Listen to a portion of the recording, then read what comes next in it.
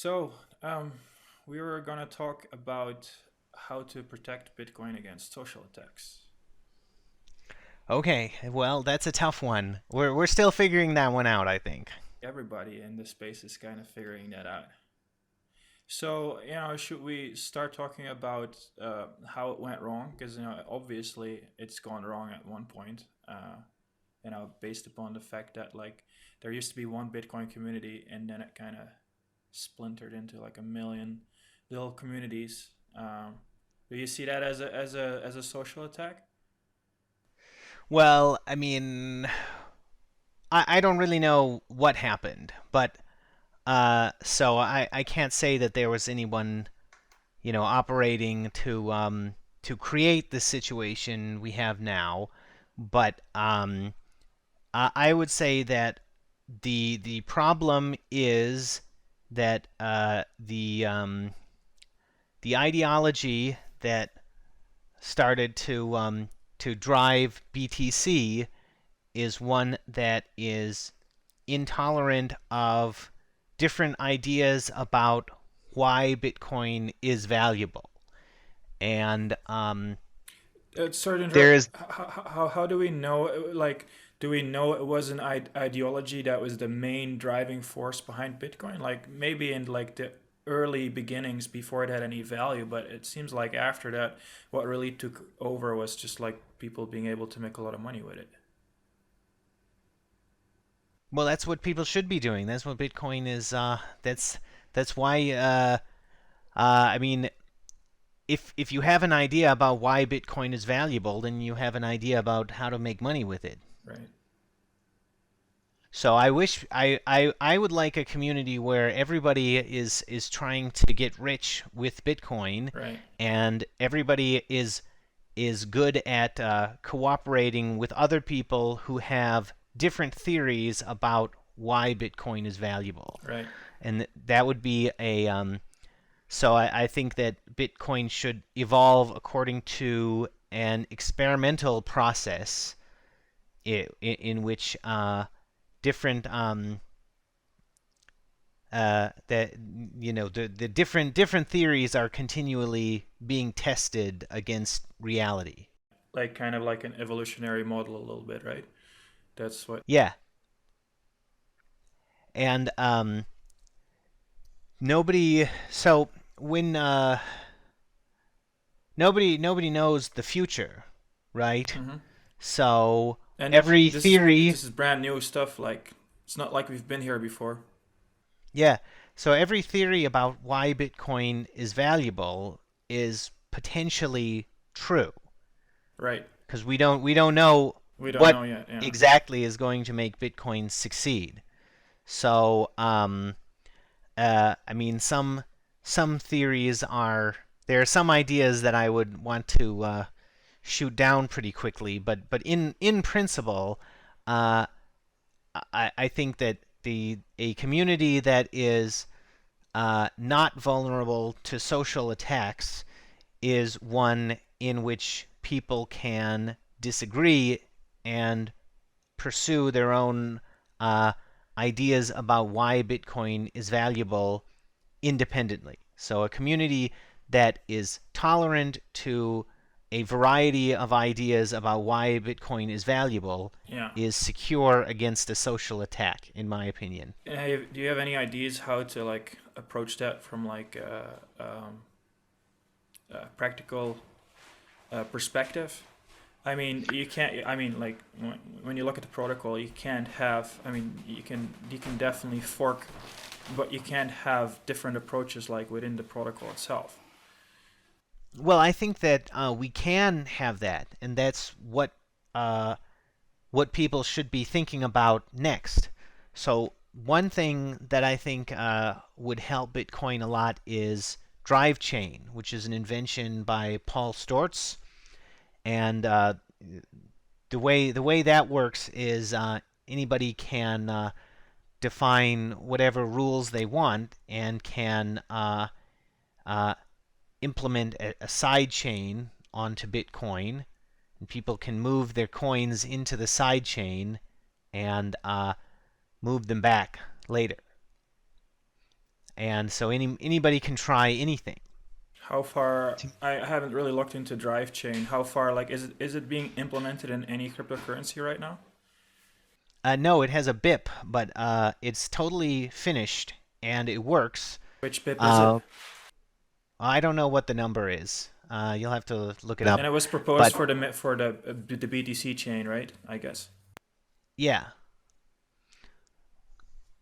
but there was a lot of resistance to the idea because few people understood the value of it. Right. When to me, it's one of the most valuable ideas. Okay. But I also think that the Bitcoin community should be tolerant to forks without replay protection, because I think that's a lot more cooperative than forks with replay protection. Right. Because when you don't have replay protection, then Well, the every transaction can then just be done on like two chains at the same time. right, so the history stays approximately the same But from a user after the perspective, it can be pretty annoying. It all depends on what the user wants, right? If there might be users that, when there's a fork, they'd be like, okay, well, I'm betting on this fork, and if I'm right, I make a lot of money by my bet.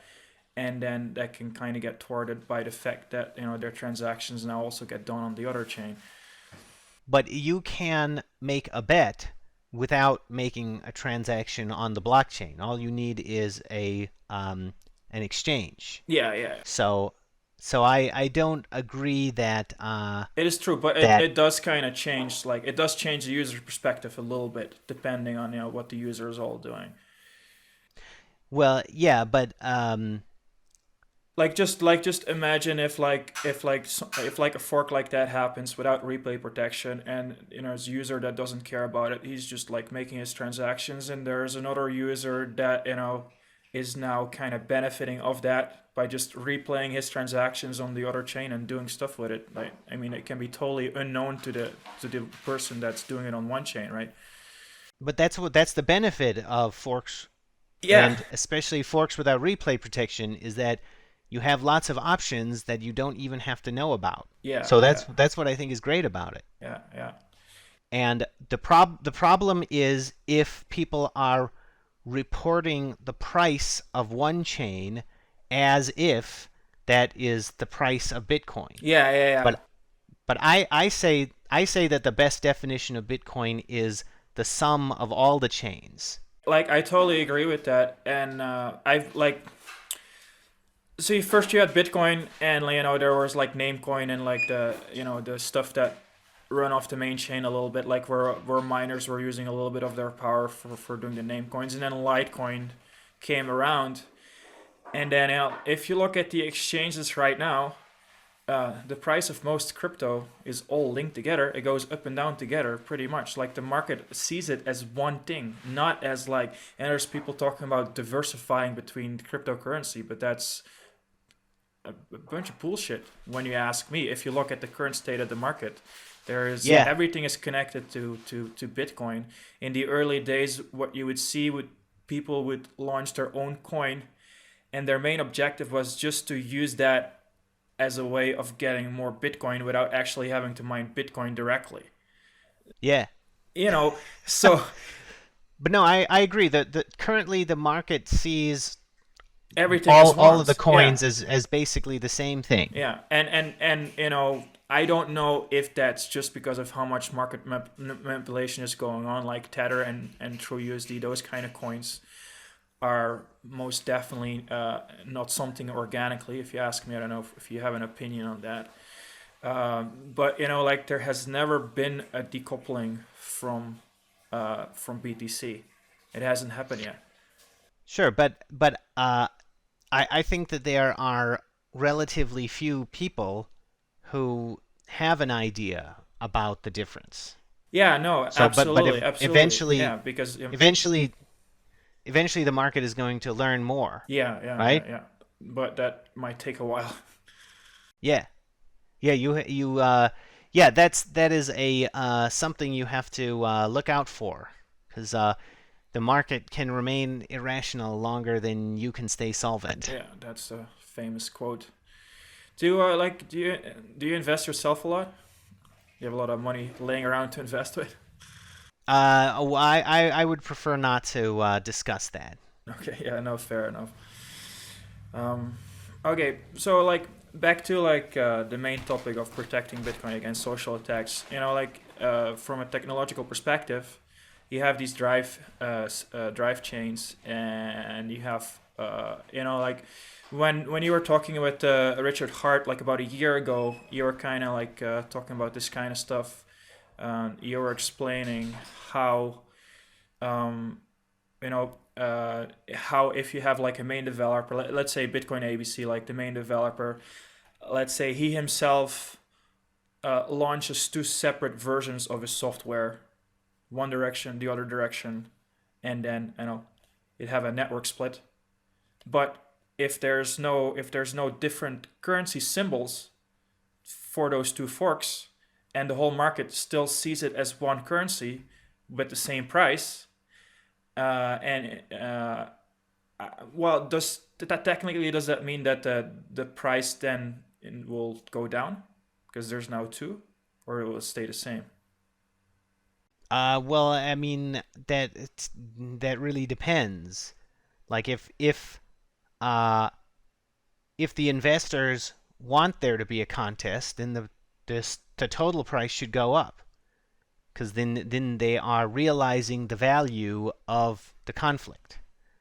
But if they're not interested, then what I would expect would happen is that one of the forks would be very tiny, and it would be a tiny part of the total price. But like, how would you realize that on exchanges while like without having like different currency symbols with different values? Is that where the drive chains how does that work in how does it work in practice? Because I mean, even though like the market right now is kind of seeing all cryptocurrency as once, there's still like fluctuations in between once in a while. And like how I don't know how that would work from like a practical perspective if you'd have different forks. And then also like it also means that like merchants and stuff, that every time a new fork comes out, they would have to like support it as well. Well, only if the fork doesn't do replay Right, protection. right, But yeah, of a course. fork that doesn't do replay protection doesn't require extra support.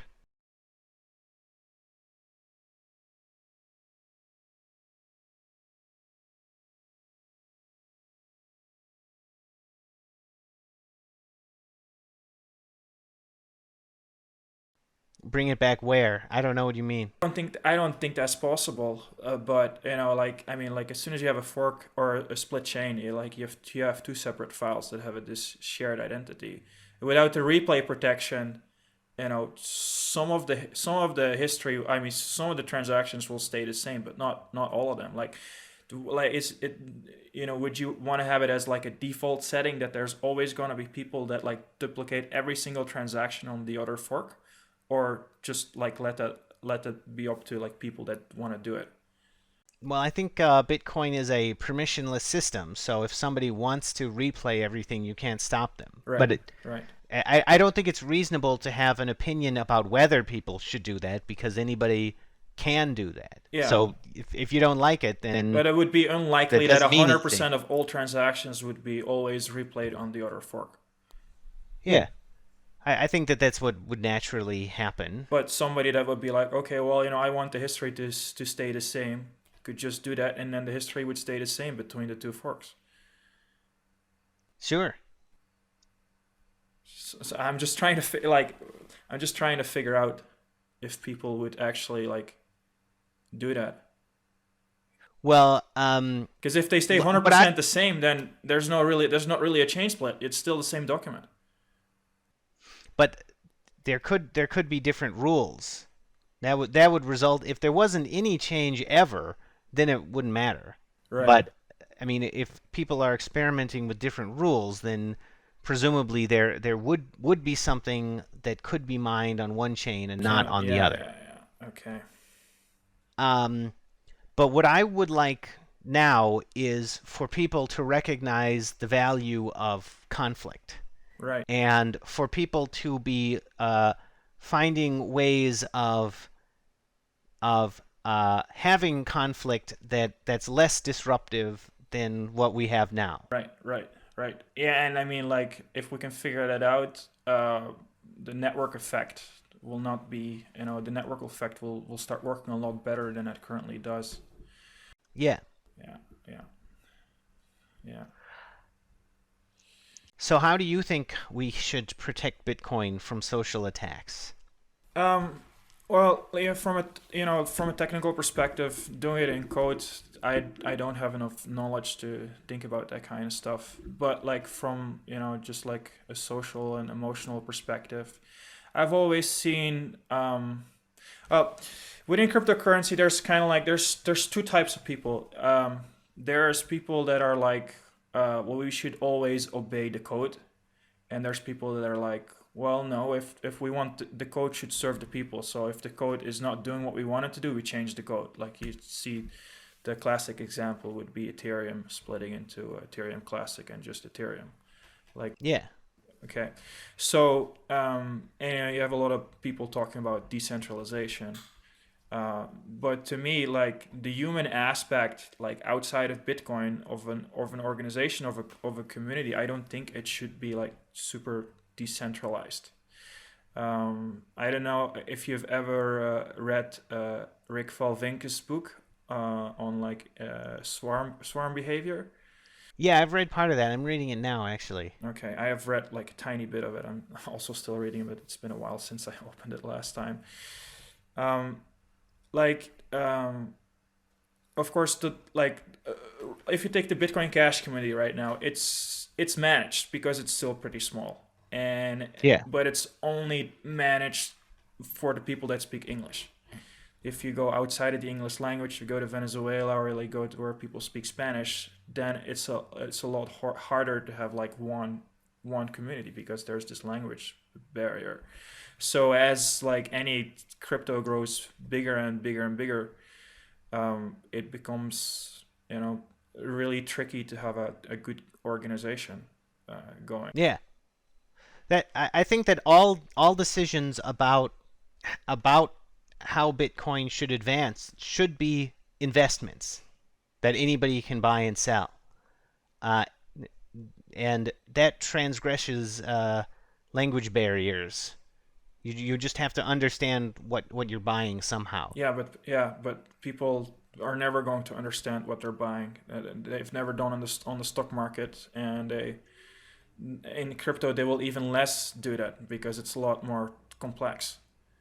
But that's how investment works. You have to understand what you're buying. It is up to you to buy the right thing. So that's that's But if nobody that's it. knows if nobody knows what the right thing to buy is, then the markets are not going to tell you what the right thing should be. You'd have, But somebody does know. and that's not necessarily the best product or the best way to go forward. I think that what wins is really the only thing that you can say is that's it, is what wins. That's what the market is. Or like survival of the fittest a little bit, right? Yeah. And somebody does know, right? Somebody is making good decisions even if they don't know why they're making them. They don't know why they're good decisions. Maybe they know, but you can't really tell based on who is successful. Right, but within cryptocurrency, it kind of depends on like what's your definition of success. Because right now, it's primarily the highest market price is the definition of success. So Yeah. then the rest doesn't matter because that doesn't tell you if like, like everybody could like buy Ripple right now and have that go up to like $20,000, and now it's, oh, Ripple is the best cryptocurrency because it has the highest market price. Look at how successful it is.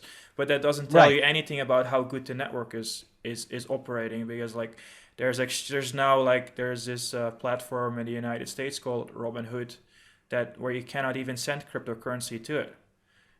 Yeah, so you have to look past the price in order to know what to buy. You have to figure out what the price is going to be tomorrow in order to know what to buy today.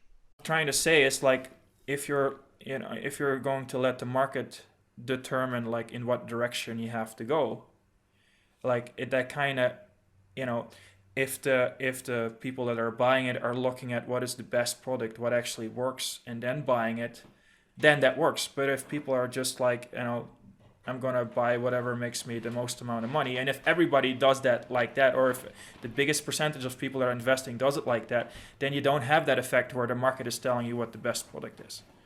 Well, I disagree because if a lot of people just decided to buy something and suddenly the price went way up, I think the value of the currency is the network effect. So then you have a bigger network. So that is the best. Yeah, but like if you do that with a cryptocurrency that doesn't really work very well, and people are not using it, they're only investing with it, then it still doesn't give you any useful information.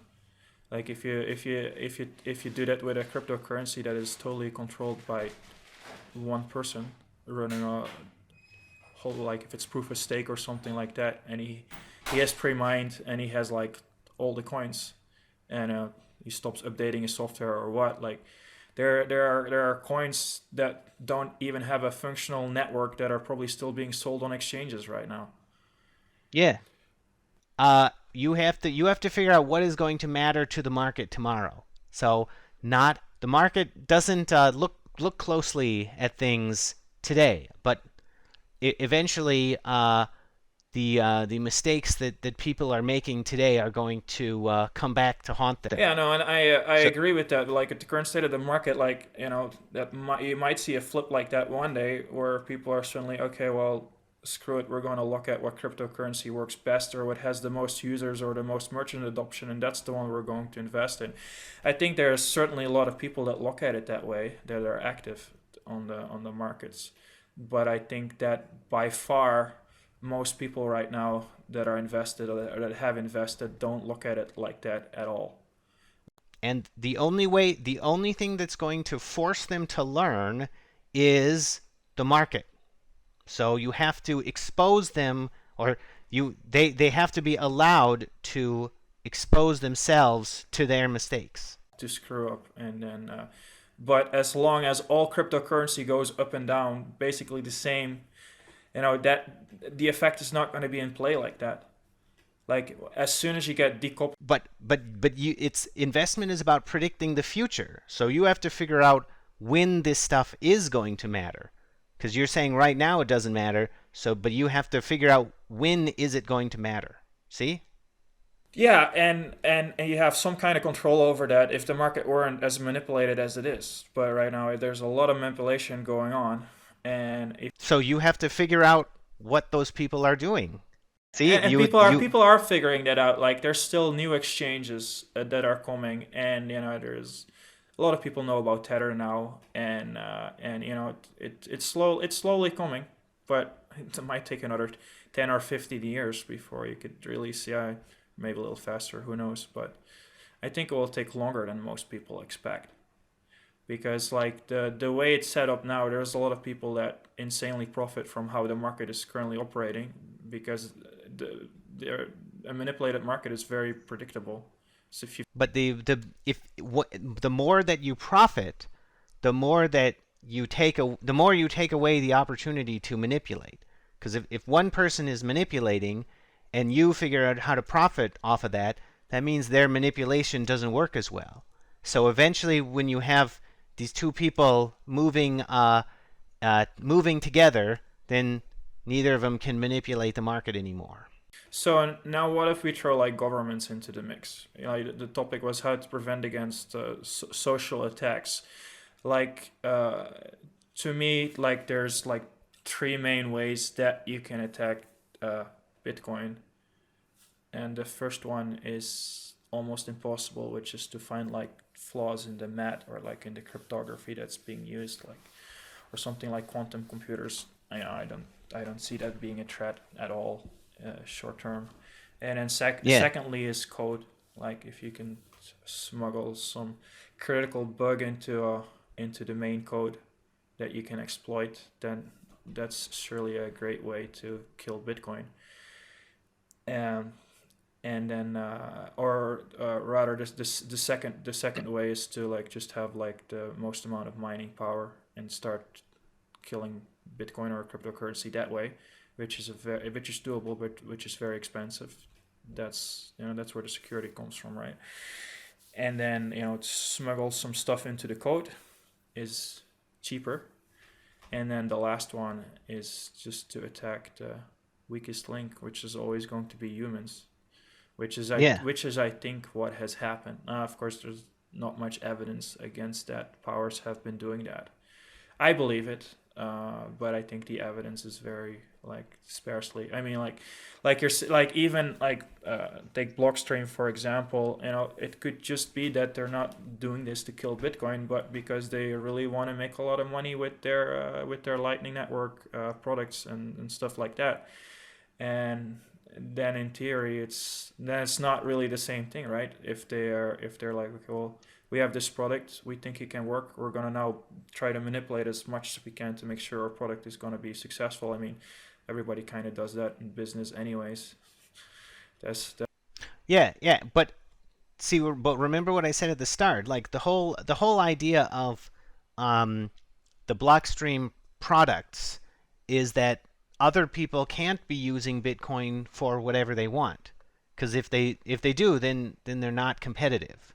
So to me, that is the fundamental problem, is that their business model depends on a particular idea of why Bitcoin is valuable, and they cannot succeed in an environment where people can pursue their own ideas about why Bitcoin is valuable. Pretty stupid business model when you're working with free open source software, because anybody can just I mean, like you're saying, Bitcoin is still pretty permissionless, and so is the source code. You just download it and you do your own thing with it. And if a lot of people join in, then you have your network, and there's nobody stopping you. You'd have to shut down the Yeah. entire internet. So how do you and if that's the case, do you feel like Blockstream is just incompetent, or is their agenda different? Well, I think they're definitely incompetent, but what Or there could be they could more be going on malicious as behind the well. Yeah. scenes. Okay. I wouldn't be surprised, but like a social attack depends on taking advantage of incompetent people, Right. right? Because you can design a procedure that is supposed to keep everything safe, and then what you do with a social attack is you manipulate somebody into violating the procedure, or uh, whatever rules exist in society to keep everybody acting So nice with one another another. protection against that, I would say, is education.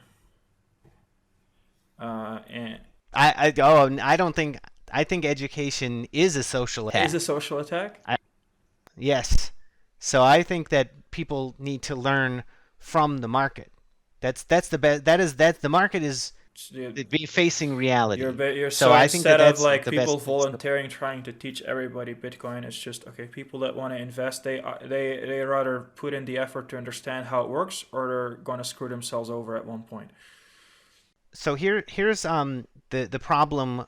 The problem with education is that nobody can prove that they know why Bitcoin is valuable.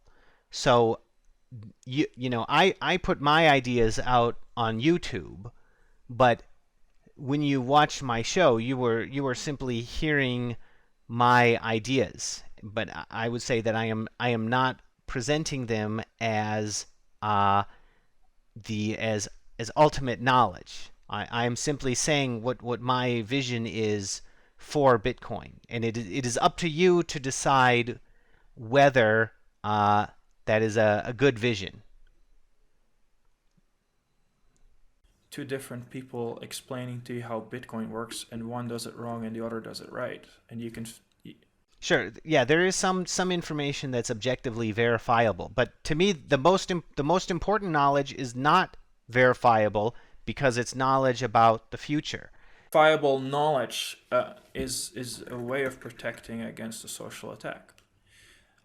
Oh yeah, so no, I am definitely for. Yeah, I am very much in favor of all of the information about Bitcoin that's readily available.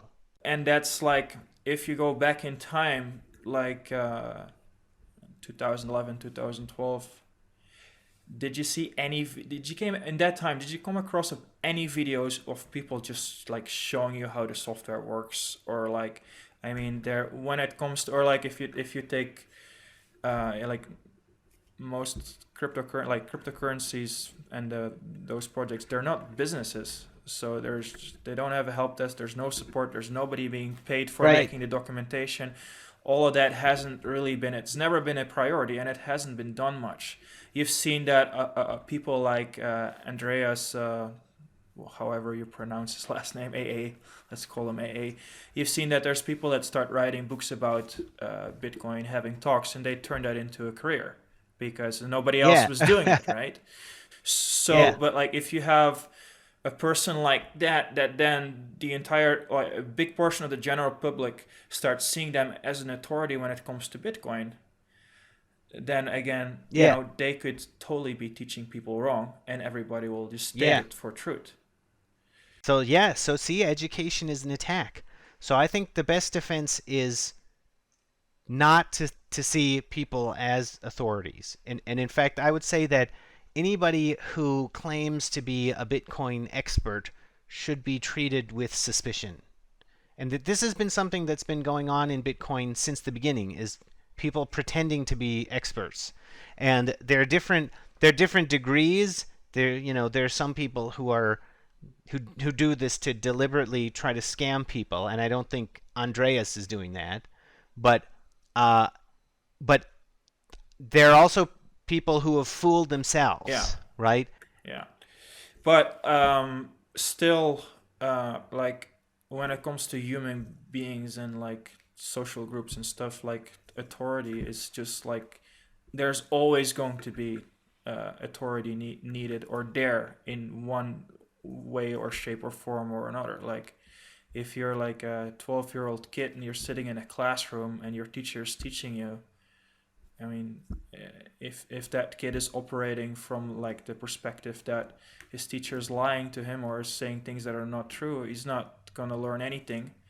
And if he's operating from the perspective that he can totally trust his teacher and his teacher is teaching him a bunch of bullshit, he's gonna learn something wrong.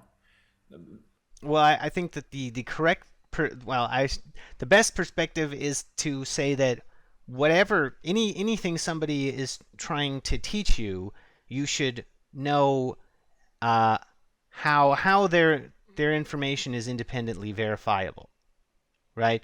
So that is you're neither treating them like an authority nor treating them like someone who's lying to you. Right, right. And And also going back to what you said about authorities, the first the first line of defense against social attacks is yourself. yeah, So you need to protect yourself first. And if you are treating other people like authorities, then you're vulnerable. That should be. I can take myself as an example. When I first heard about Bitcoin in 2011, I tried reading the white paper, but I'm easily distracted, so I never really read the white paper until a long time later. Like I would go into it once in a while, but I never really like dig into it really deep to really get a grasp on the mechanism. I would always tell myself, oh yeah, I'll make some time for it in the future, but then I never did. In 2017, 2016, 2017, I've been active on Reddit on the our Bitcoin since about 2011. I was very active 2011, 2012, and then as I became less and less active because I was hoping that I could do useful stuff with Bitcoin from the beginning, but that never really happened. Like around 2011, 2012, 2013, 2014, for me personally, there wasn't a whole bunch you could do with Bitcoin. You could invest in it and lose or win a lot of money with it, and that was about it. But there were no Yeah. places online where you could play around with it in like a useful way. There were no, for me personally, there were no stores where I could go to spend Bitcoin, and I would also have not a source of Bitcoin, so it was also hard to get Bitcoin in the first place. So that all changed, like as better products were developed. Like when SPV wallets came out, it became a lot easier to start using Bitcoin, because you didn't have to have a computer with like 100 gigabytes of free hard disk space on it. You didn't have to have your machine sync the blockchain for a couple of days. And then in 2016, 2017, well, it kind of started in 2015, but like the censorship on our Bitcoin, I was like, well, what's going on? So as that was happening, like, on our Bitcoin, there's all these people that have the Bitcoin expert flair. And you'd have Gavin Andreessen and Mike Hearn, those kind of people. They were active there, right? Andreas was active there. Of course, like Greg Maxwell and a lot of these developers were active. Some a lot more than others, and so you would have all these debates that were still taking place on our Bitcoin, and you'd have the small blockers versus the bit blockers. And the small blockers would write something and would be like, yeah, that sounds very good. That sounds like good argument. And then the big blockers would write something and would be like, yeah, that sounds like a very good argument. And I absolutely had no idea who was right or wrong, because I didn't have enough understanding of Bitcoin. So it would just be like, it would just be sentiment and emotion. Well, this was written down very cleverly and very elegant. And he got a lot of upvotes, so this guy must be right. And that's kind of how it went. So then, of course, I got very confused eventually, because I couldn't figure out what the truth was. And so there was only one option left, which was to go really deep into that white paper until I had a deep enough understanding so I could decide for myself who was trying to bullshit me and who was speaking the truth. And that's kind of what I did. So here you have, like, you're saying education is a form of social attack. And here you kind of have like the opposite, like, because I definitely feel that like the censorship was a social attack against Bitcoin. And because of that happening, it kind of forced me to educate myself. Oh, well, great. But educating yourself, that's not a social attack. I didn't mean educating yourself. Educating, like, first of all, like, it's amazing how well written the white paper is. Like, if that was not written as well as it is, I don't think Bitcoin would have been as far, because even for a person like me that doesn't understand the math on a very good level and doesn't code themselves, the Bitcoin white paper, if you know a lot about computers, in general, it's readable. It's kind of understandable. You have to Google a lot of concepts. When it comes to authority, I have to accept the fact that the cryptography works without me completely understanding how it works. Like, I get some of the core concepts, but like if you show me like code between two different cryptographical suits and ask me, okay, one is secure and the other is not, you figure it out. I wouldn't be able to figure out which one is secure and which is not, but I understand the general concepts behind it. Still, just the white paper alone would not have done it for me. I had to use a whole other bunch of resources.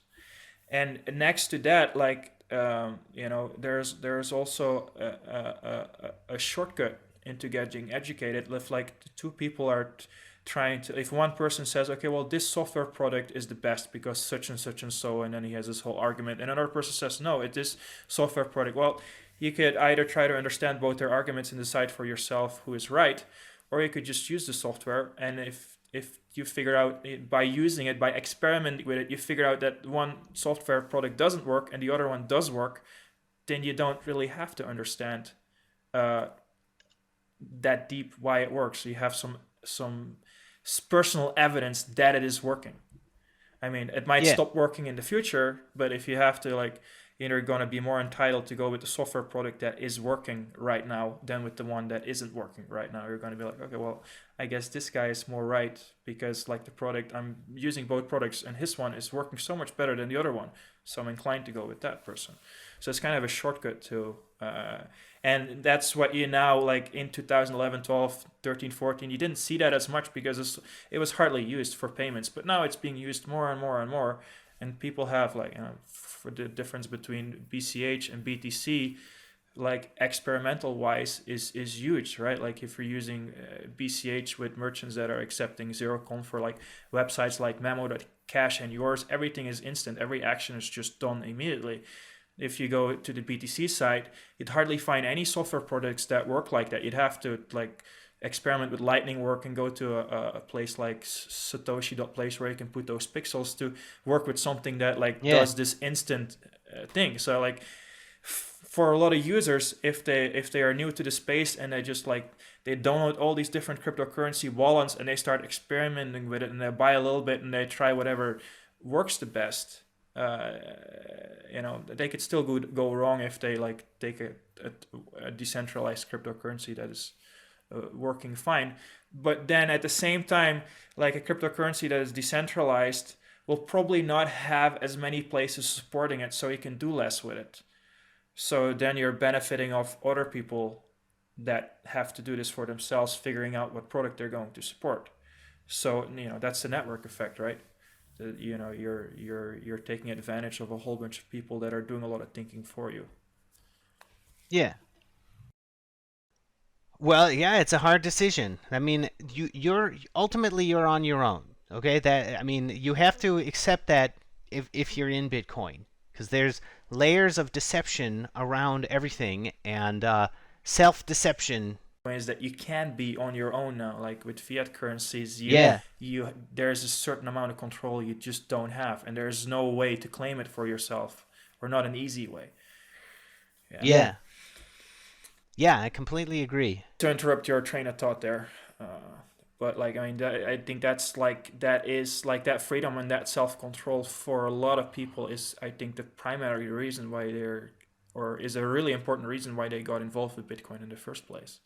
Everybody likes to be in control. It's an amazing. I mean, it sucks when you screw up and there's nobody giving you your money back, but it's good to be in control, right?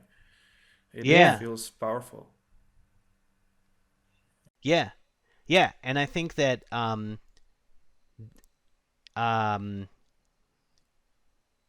yeah, I think that people who lose sight of that are vulnerable to a social attack.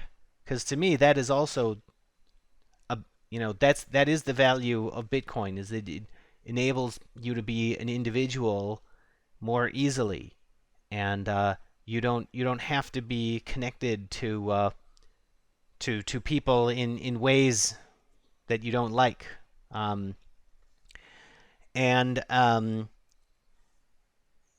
if that uh, isn't how you feel, then you are vulnerable to having your agency taken away when you don't notice. So you have to be thinking about that when you make your decisions, or that's what I think you should do. So, I mean, like, so what has happened in the past, like the blockchain debate, so we have no evidence that there's powers behind it. I mean, it could just be incompetence or just some people that really have an ego and that want to just do their own thing and that were in a position of power and took advantage of that. Um, but can we predict anything? Can we see anything? What do you think is okay? If let's say we have like two different possible ways of imagining this. Okay, let's say let's pretend that there is like this big government conspiracy into killing cryptocurrency. Like if we pretend that is true, if that is going on, like okay, they've tried to do something and they've like we've seen the Bitcoin BTC adoption kind of stagnate and go backwards a little bit when now big companies like Steam and Microsoft, they stopped supporting it as well as they did for a while. Yeah. Like if we pretend that that is what is really going on, like what do you have any ideas what they, or like if you put yourself, let's say that you work for the CIA and they're like, Daniel, okay, we have a new assignment for you. We don't really like these cryptocurrencies and we want to make sure that they don't take over the planet. So like it's now your job to prevent this from happening. What you've seen so far, and let's say like you're taking over this job from another person that has given it a try, and this is what has happened now. He was responsible for everything that's happened now, splintering into like all these cryptocurrencies. If we pretend that that is how it happened, now it's your job to prevent it from going worldwide. How would you approach it? What would you do? So I would buy Bitcoin and pretend to be attacking Bitcoin. And see, I think that Bitcoin puts every government official in a conflict of interest because there is always the potential that any official will realize that it makes more sense to buy Bitcoin than to attack Bitcoin. So I think that um, as time goes on, people are going to start to learn this a little bit more, and it You would go to the CIA and be like, okay, well, I know how to attack Bitcoin. Just give me like $100 million. I'm gonna buy a whole bunch of Bitcoin. Then you would do a really lousy job. Bitcoin would go worldwide, and you would become super rich by being incompetent at your job. well, I wouldn't tell them that I was going to buy any, but I think that this is something that some hypothetical attacker Totally should. tell them that you're going to buy it and then be responsible for a fork and then give them money back and still have all the coins on the other fork. There's so many ways of getting away with this stuff. It's Sure, and yeah, and we were talking about manipulating the market. That's also something that a government official might want to try more than just destroying Bitcoin completely. Um, yeah, but I think that is that's a self-defeating strategy that ultimately promotes Bitcoin's success anyway. But I think that a hypothetical official whose job is to attack Bitcoin should be thinking: Is it actually uh, it can is it actually a good idea to fight Bitcoin? See, if you can't beat them, join them. That should be a thought that is in their minds. totally new and unexplored topic. Like within cryptocurrency, there is always this sentiment of people, oh, banks are evil, and oh, we're gonna undermine all governments in the world. Like, and I don't agree with that one bit whatsoever. I think it's very naive to think like that. People are. So, sometimes you hear people say, okay, well, I'm into Bitcoin because the fiat currency is a scam, and if it all crashes to zero tomorrow, my life is going to be amazing.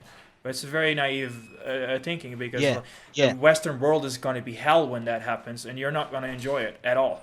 Uh, Most people won't. Even if you're super rich, you're not going to enjoy it because it means chaos and instability. And yeah, you might be the yeah, richest to do it, and you're walking, and there's this big protest because everybody's happy, and you accidentally get killed. So if there haven't been really too many people talking about the benefits that Bitcoin and cryptocurrencies have for governments if they start supporting it. Like just like you're saying, like if they cannot beat it, join it. Like to me, I agree that that's something that might eventually become inevitable. Whereas as if adoption really starts ramping up, there will be some accountants within a government making the calculation. They'll be like, well, like our tax revenue is seriously going down right now because of this stuff. So let's just make it as easy as possible for people to pay their taxes directly in cryptocurrency, and we'll start accepting it as a state. We'll allow people to pay their taxes with it. And yeah, a lot of people will, and if people want to avoid paying their taxes, it's going to be a lot easier with Bitcoin than it is how it's currently is. Because governments can just like freeze a bank account, and with Bitcoin you can't do that. But still, not everybody in this world hates paying taxes. There within Bitcoin, there's a lot of libertarians that would like to see a lot less power with governments, and I kind of agree with them. But I don't feel like taxation is theft at all. If you look at how tax is a very old concept. It was humanity itself that kind of came up with it because it had benefits for everybody. So I feel like that there hasn't been a lot of talk about how beneficial. There's is some ways in which it will be harder for governments to govern, but there's other ways in which it will be easy for them to govern. Like when it comes to tax evasion, the blockchain is an open document. If all commerce in the entire world would run through a blockchain, it would be way easier for everybody to analyze it. You'd have just a nerd sitting in his basement figuring out what's going on with a big company and sending a report to the government. And right now, a nerd in a basement cannot do that. But I'd have to hack a bank to be able to do. it would also be easier for the nerd to figure out what the government is up to. Exactly, Also, exactly. And I think that's actually good for government because it makes them more transparent. Like, just imagine when you pay your taxes in Bitcoin, you'd be able to trace them and see where they go. Then you know what's being done with your money. yeah, I think yeah. that's an amazing concept. I think that's positive for society, not negative. And of course, there needs. I mean, I'm glad that there's like privacy coins like Monero around, I'm definitely glad there are ways of for an individual to protect himself, so he has a little more privacy. But at the same time, I feel like the bigger an organization is, the like for me, I don't think that privacy is that much. I like to talk about a concept called being undercover. I think if like the entire planet is doing commerce through the Bitcoin blockchain, and you're this one guy that makes 40 or 50 transactions a month, you can operate undercover. There's this enormous amount of flow of data that needs to be analyzed. And for a big company or for a government that, you know, let's say the whole planet is using the Bitcoin Cash blockchain.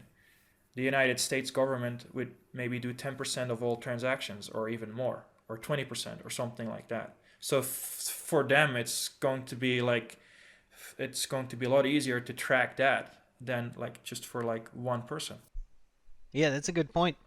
of transactions. So, for transparent government, just think about politicians being funded. If politicians get their funding and everything is done through the blockchain, a politician can prove what funding he's getting. Like, he can prove his funds, he can prove his expenses, he can Yeah, like sign yeah, his own addresses and be like, okay, well, this is what I'm doing with my money. Not only today, but I can go back in time for the last 10 years. I can prove to everybody that's going to vote for me. I can kind of prove everything that I've done on this Bitcoin blockchain. I've paid these guys, I've paid these guys, I've paid these guys, I've paid these guys. And any citizen can individually verify that without having to trust an authority, without having to trust a journalist. Okay, yeah, we did the digging and we found this and we found this. That evidence can be faked. This evidence cannot be faked. I mean, yeah.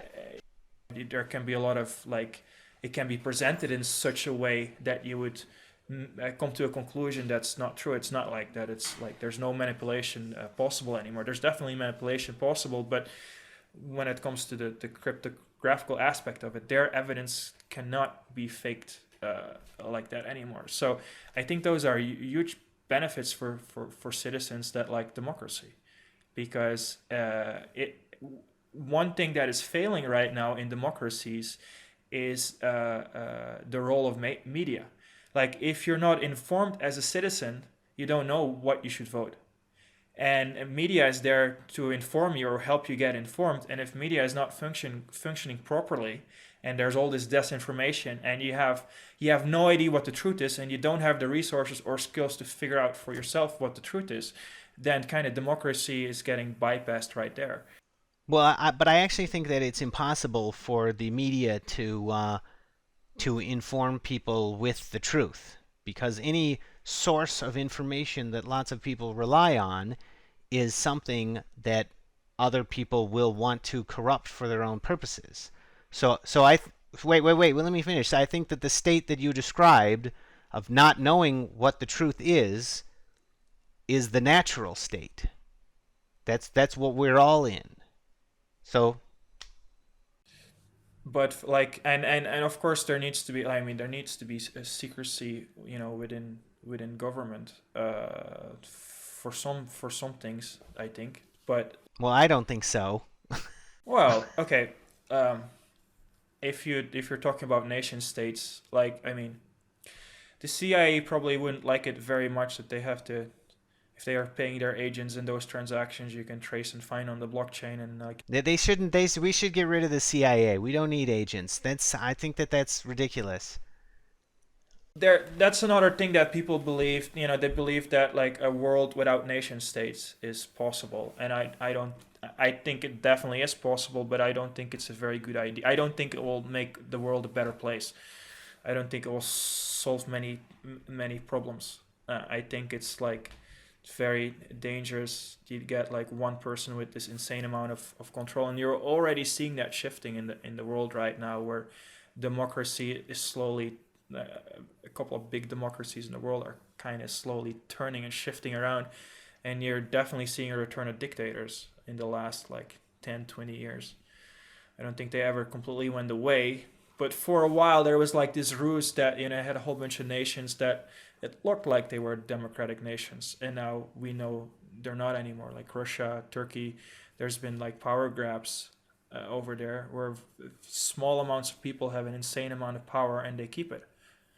Well, I think power is an illusion. So I think the reason they're keeping power is that everybody else is believing in that power.